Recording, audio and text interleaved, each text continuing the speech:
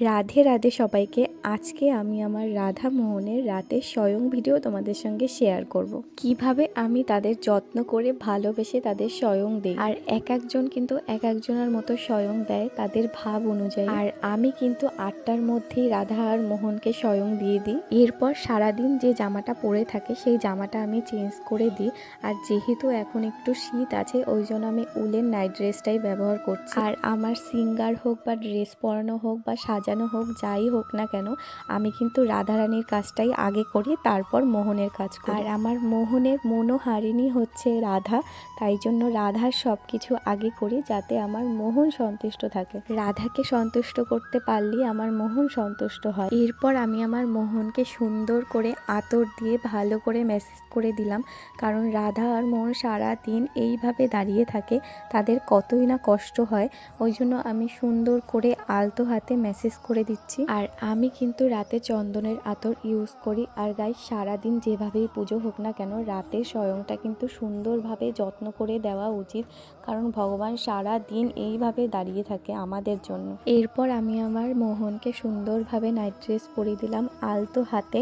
আমি খুব মনোযোগ সহকারে করি যাতে তাদের কোনো অযত্ন না হয় এবং তাদের কোনো কোথাও ব্যথা না লাগে। আর আমি যখন রাতে ভোগ লাগাই, ভোগ লাগানোর 20 মিনিট পরই কিন্তু আমি স্বয়ংটা দিই। ভোগ লাগানোর পরই সঙ্গে সঙ্গে আমি স্বয়ং দিই না। এরপর তারা যেখানে শোবে তাদের সেই জায়গাটা সুন্দরভাবে পরিষ্কার করে তারপর আমি বেডটা পাতি। আর বেডটা পাতার পর তার উপরে একটা চাদর বিছিয়ে দিই। আর আমি বেডের উপরে যে কাপড়টা পাতলাম সেই কাপড়টা কিন্তু সম্পূর্ণ কটনের, তাদের যাতে কোনো রকম অসুবিধা না হয় তাই জন্য আমি কটনের কাপড়ই ইউজ করি।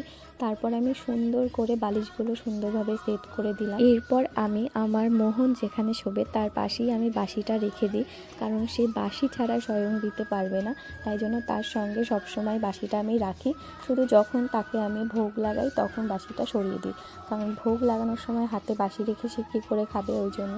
তারপর আমি সুন্দরভাবে যত্ন করে আমার রাধা মোহনকে ভালোভাবে গান শুনিয়ে স্বয়ং দিলাম। আমার মনে যখন যেরকম গান আসে আমি তখনই শোনাই, সেটা 2 মিনিটও হোক বা 5 মিনিটও হোক, কিন্তু আমার নিজের মুখ থেকে আমি তাদেরকে কোনো না কোনো একটা গান শুনিয়েই দিই।